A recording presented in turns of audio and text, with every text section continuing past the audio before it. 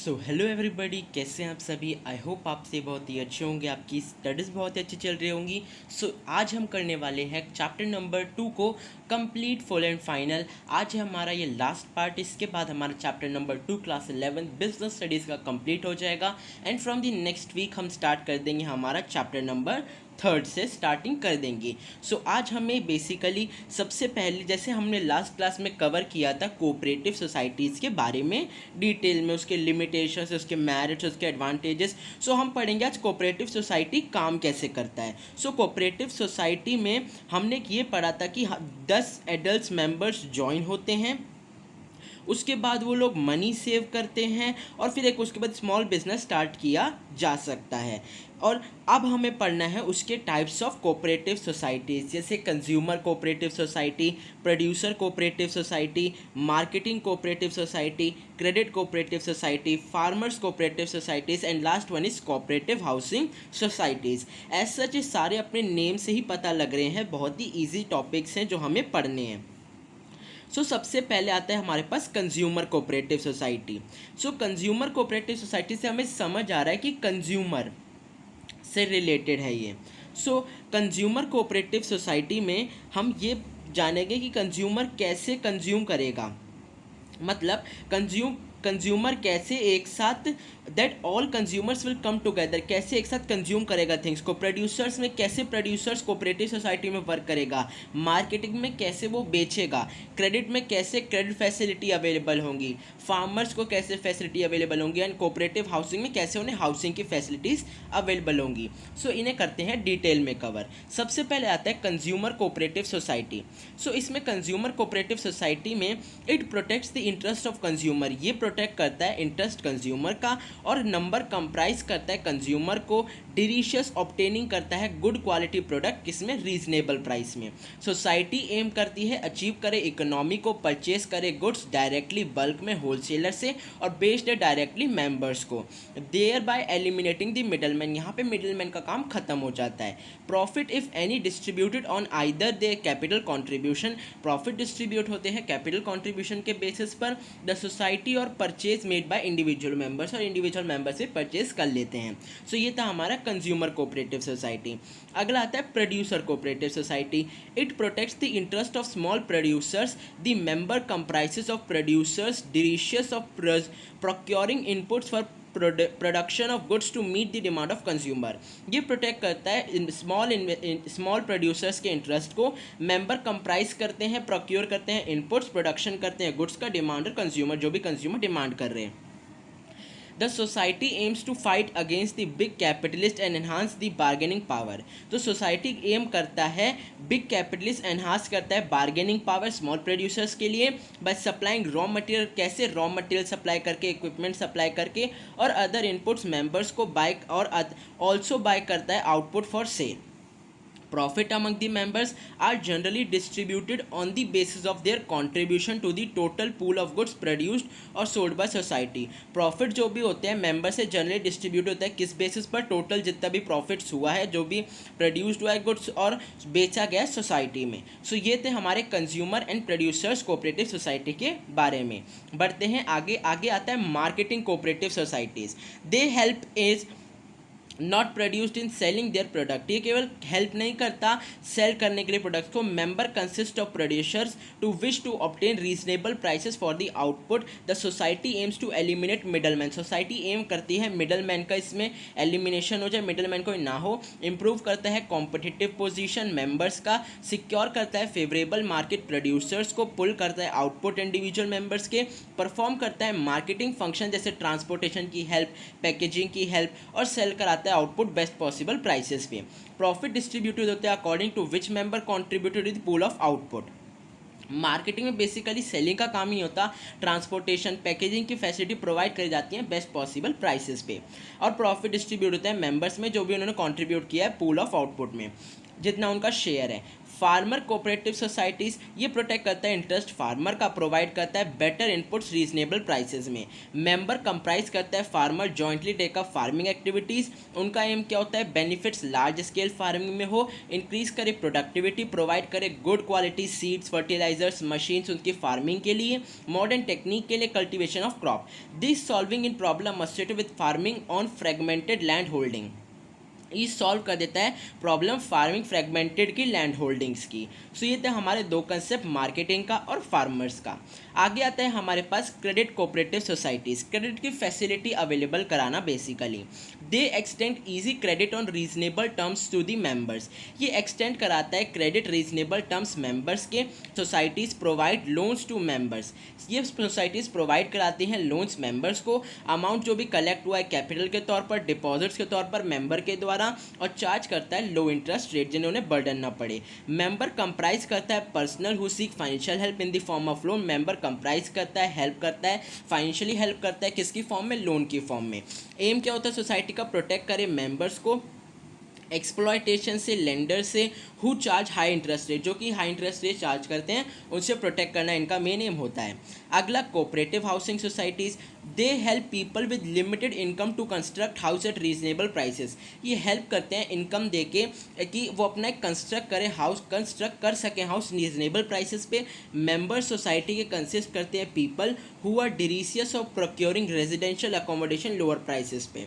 M क्या होता है, स्टॉप करें हाउसिंग प्रॉब्लम, मेंबर्स की कंस्ट्रक्ट करें house, give options of paying instalment. Society construct करती है फ्लैट्स, प्रोवाइड कराती है प्लॉट्स मेंबर्स को उस देमसेल्फ खुद ही, एंड कंस्ट्रक्ट करती है हाउस पर एज पर देयर चॉइस, जैसी उनकी चॉइस है।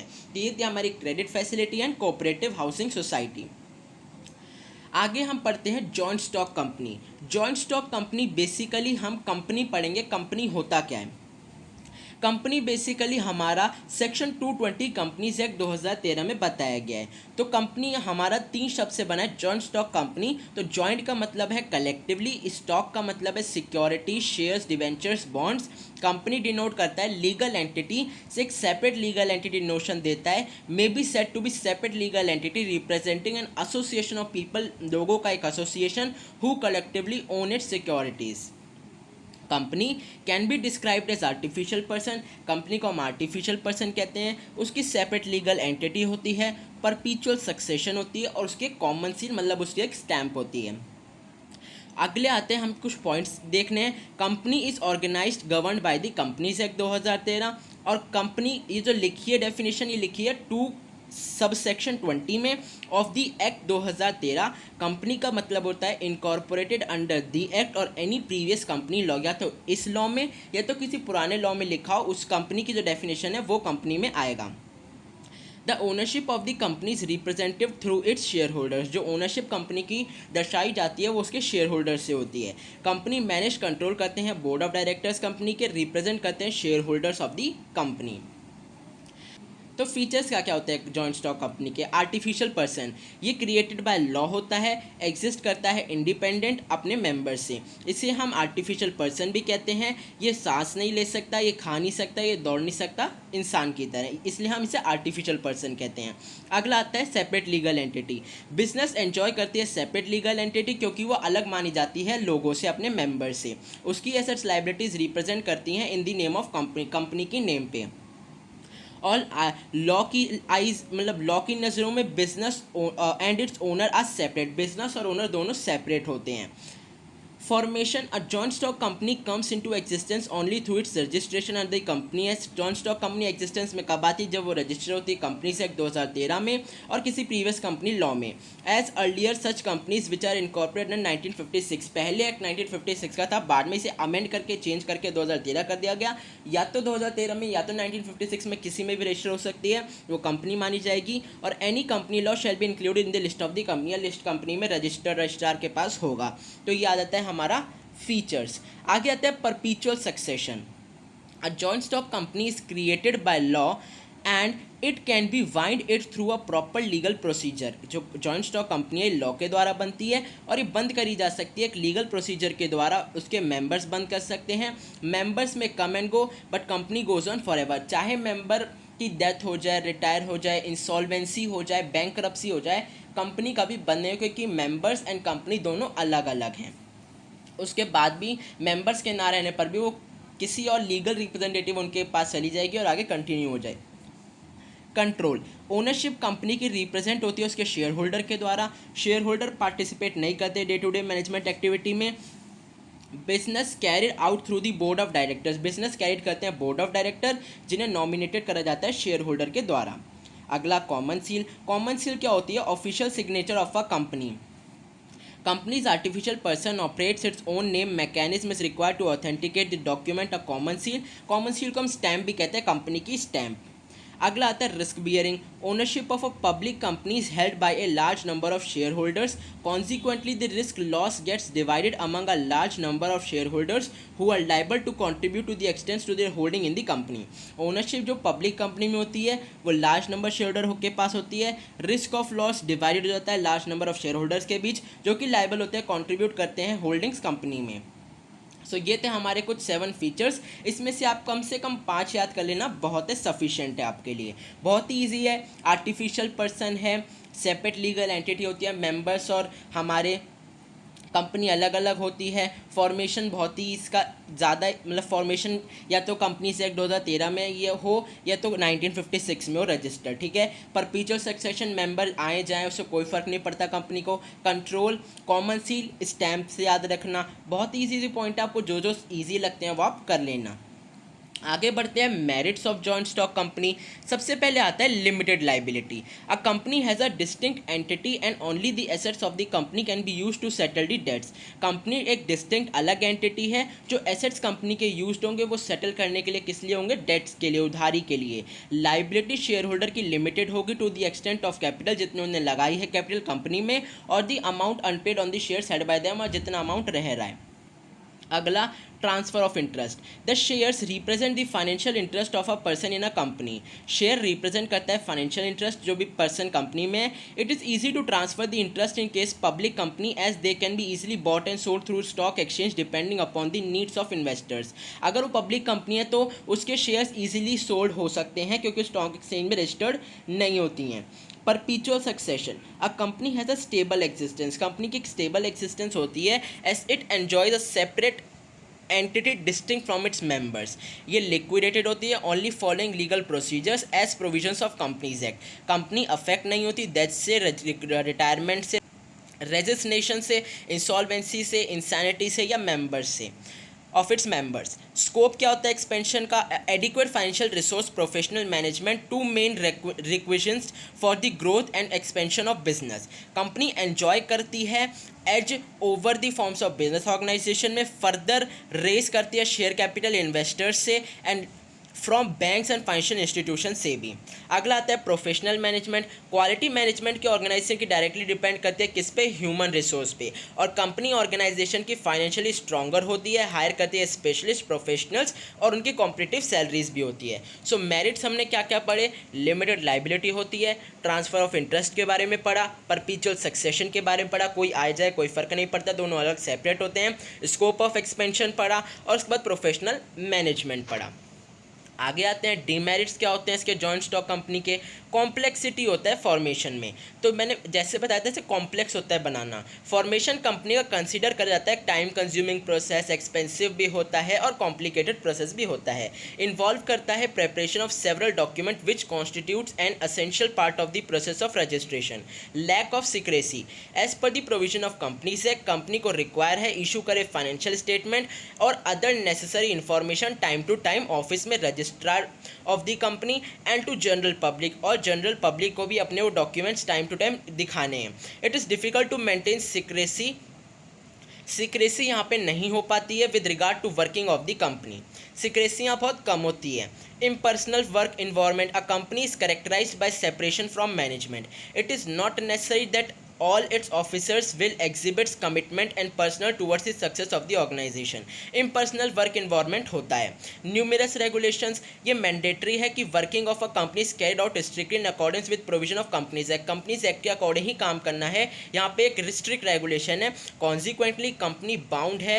न्यूमरस रेगुलेशन जैसे कि डॉक्यूमेंटेशन, ऑडिट करना, प्रिपरेशन करना, रिपोर्ट्स बनाना, जिसमें कि लार्ज अमाउंट ऑफ इन्वेस्टमेंट चाहिए होती है, टाइम चाहिए होता है, एफर्ट चाहिए होता है, मनी चाहिए होता है. सो डीमेरिट्स में हमने क्या क्या पढ़ा. कॉम्प्लेक्सिटी होता है बनाना, इससे थोड़ा हार्ड होता है, ज़्यादा टाइम कंज्यूम होता है, एक्सपेंसिव भी होता है, एंड हमारा कॉम्प्लिकेटेड प्रोसेस भी होता है. सीक्रेसी बहुत ज़्यादा कम होती है. इम्पर्सनल वर्क होता है इन्वायरमेंट में. और न्यूमरस रेगुलेशन मतलब बहुत ज़्यादा स्ट्रिक्ट रेगुलेशंस होती हैं. अगला आता है प्राइवेट कंपनी. अब प्राइवेट कंपनी कौन सी होती है? जो रेस्ट्रिक्ट करता है right of members to transfer share, जिसमें कि अपना मेंबर ट्रांसफ़र नहीं कर सकता शेयर. मिनिमम 2 मेंबर होने चाहिए, मैक्सिमम 200 मेंबर होने चाहिए प्राइवेट कंपनी में. और present and past employees does not invite public to subscribe to its securities and it is necessary for a private company. Private company अपने सिक्योरिटीज़ मार्केट में नहीं show कर सकती कि वो सब्सक्राइब करे public. To use the word private limited after its name. Private company जो भी होगी लास्ट में प्राइवेट लिमिटेड लगाएगी. अगला आता है privileges enjoy by private company. क्या क्या प्रिविलेजेस एंजॉय करती है? तो ये only 2 members are needed to form a private company. केवल 2 मेंबर चाहिए प्राइवेट कंपनी बनाने के लिए. Whereas public company start with at least 7 member. Public company को स्टार्ट करने के लिए 7 मेंबर चाहिए. Public company must receive minimum subscription before proceeding with allotment of shares. Public company को मिनिमम सब्सक्रिप्शन चाहिए प्रीसीडिंग करने से, अलॉटमेंट्स ऑफ शेयर से पहले. Whereas condition does not apply to private company. Private company में ऐसा कुछ भी नहीं है. Private company does not need to keep an index of its member. Private company को कोई इंडेक्स नहीं बनाना होता है. Unlike a public company, private company does not need to issue a prospectus. Public company की तरह प्राइवेट कंपनी को issue नहीं करने होते prospectus, as it shares are not available for subscription to general public, क्योंकि उन्हें जनरल पब्लिक में नहीं करना होता. प्रोस्पेक्टस वो होता है जिसमें बहुत सारी डिटेल्स लिखे होते हैं कंपनी के बारे में. Private company needs to have only 2 director. Private company में 2 डायरेक्टर चाहिए. पब्लिक कंपनी में वेरियस मिनिमम 3 डायरेक्टर्स ज़रूरी हैं. अब आता है public company. Public company means a company which is not a private company as per the companies act. Public company is 1. Public company वो होती है जो प्राइवेट कंपनी नहीं होती है. सिंपल डेफिनेशन दे रखी है. पब्लिक कंपनी में मिनिमम 7 मेंबर्स चाहिए, मैक्सिमम की कोई लिमिट नहीं है. Has a restriction to transfer of securities. ये अपनी सिक्योरिटीज़ ट्रांसफ़र, इसमें कोई has no restriction on transfer of security. इसमें कोई रेस्ट्रिक्शन नहीं है ट्रांसफर. पब्लिक प्राइवेट कंपनी में रेस्ट्रिक्शंस ट्रांसफर थे शेयर्स के, इसमें रेस्ट्रिक्शन ट्रांसफर नहीं, इसमें हम ट्रांसफर कर सकते हैं share. Is prohibited for inviting the public to subscribe to its shares. इसमें प्रोहिबिटेड इन्वाइट करे public to subscribe its shares, मतलब जैसे हमारा उसमें is not prohibited for inviting the public to subscribe to its shares. ये public में अपने invitation दे सकता है कि अपने उसके शेयर सब्सक्राइब कर सकते हैं, पर प्राइवेट कंपनी नहीं कर सकता. However private company which is a subsidiary of a public company is also treated as public company. Private company जो सब्सिडरी है पब्लिक कंपनी की, उसे हम पब्लिक कंपनी ही कहेंगे. अगला आता है हमारे पास डिफरेंस किसके बीच में? Private company and public company के बीच में. मिनिमम मेंबर प्राइवेट कंपनी में 2 चाहिए, पब्लिक में 7. मैक्सिमम मेंबर प्राइवेट कंपनी में मैक्सिमम 200, पब्लिक कंपनी में no limit. Public invitation can not ask the public to buy the shares. Private company नहीं कर सकती और पब्लिक कंपनी फ्रीली इन्वाइट कर सकती है public to buy it shares.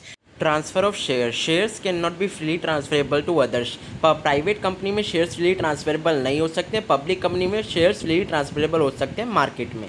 Number of directors, इसमें 2 डायरेक्टर चाहिए प्राइवेट में, पब्लिक में 3 डायरेक्टर चाहिए. नेम सफिक्स मतलब कि क्या होना चाहिए? प्राइवेट कंपनी में लास्ट में प्राइवेट लिमिटेड होना चाहिए, पब्लिक कंपनी में लास्ट में लिमिटेड होना चाहिए. Index of members not required to maintain index of member. Private में कोई इंडेक्स नहीं बनाना होता. पब्लिक कंपनी में must maintain a register and index of members. Index बनाना ज़रूरी है प्राइवेट कंपनी में. सो ये था हमारा चैप्टर नंबर 3 के बारे में. पूरा चैप्टर हमने अच्छे से कंप्लीट कर लिया है. आई होप आपको समझ आ गया होगा. कोई भी डाउट होता है कमेंट में पूछ लेना. आज से हमारा chapter number 2 class 11 business studies का होता है कंप्लीट, बहुत ही अच्छे से डिटेल तरीके से. सो अब हम करेंगे नेक्स्ट वीक से हमारा चैप्टर नंबर 3 बहुत ही डिटेल वे में. यहाँ तक आपको कोई भी डाउट होता है तो पूछ लेना. बाकी आपका साथ साथ आप प्रिपरेशन करते चलोगे तो आपको कोई दिक्कत नहीं आएगी. सो मिलते हैं आपको chapter number 3 class 11 business studies के साथ. जब तक के लिए बाय बाय.